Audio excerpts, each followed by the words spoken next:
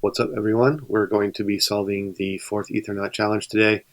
It's a rather straightforward level, just meant to highlight the differences between the msg.sender and transaction.origin properties. I'll go ahead and explain about that in a moment. So the criteria to beat the level is we have to just claim ownership of the contract. So if we look at the contract here, it's called telephone. We have one state variable and public address for the owner. The owner, just like usual, will be set in the constructor equal to the contract deployer. There's one function within the contract. It's public and takes an address as a parameter so that you can set the owner to be any address you want, just so long as this condition is met where the transaction.origin is unequal to the message.sender.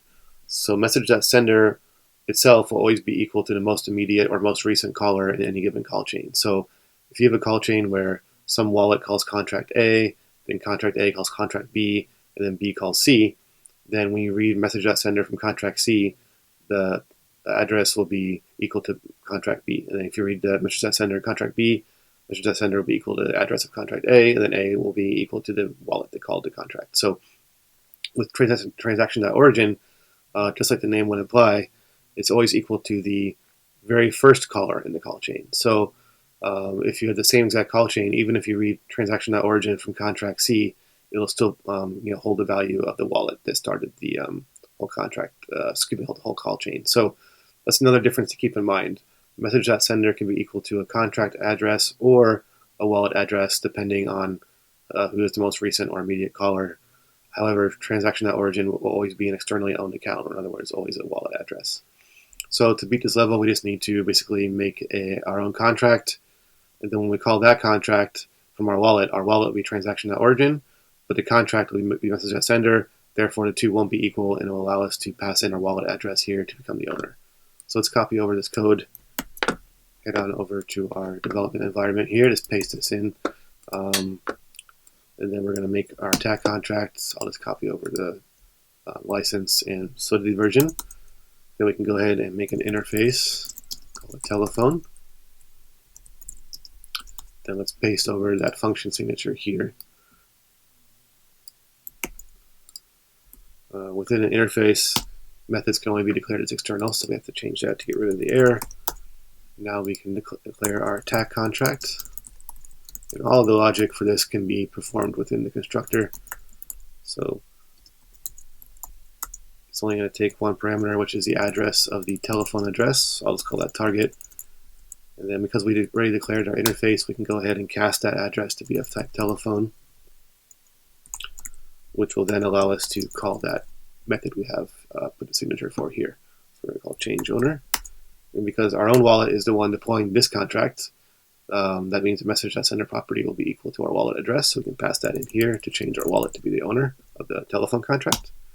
And that's pretty much it. All we need to do is just deploy our contract now. So I already have a Hardhat ignition script for that.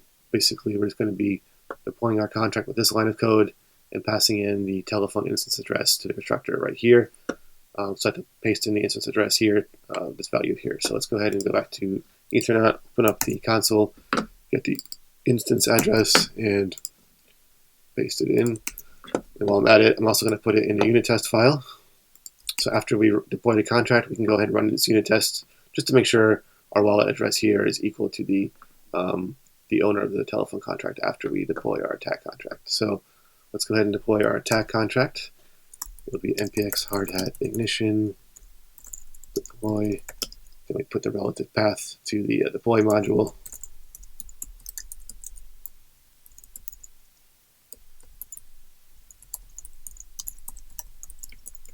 And this might take a moment, so if it takes a long time, I'm just going to fast forward the video until when it's done, but let's see how long this takes.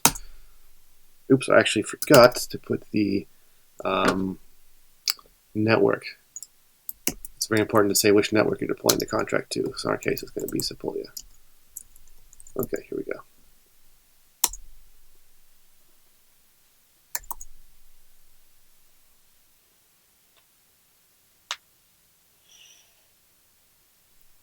Okay, so now the contract is deployed. Let's go ahead and run that unit test.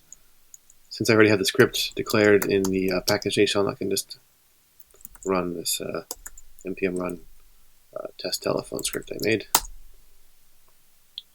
and it passed. So hopefully now Ethernaut will let us submit this instance and pass the level. Let's give it a try.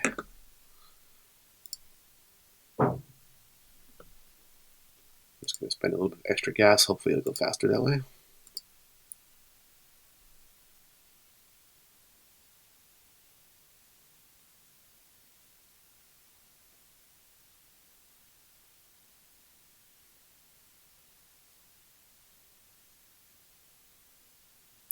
Okay, it passed. Cool. All right, guys. See you in the next one.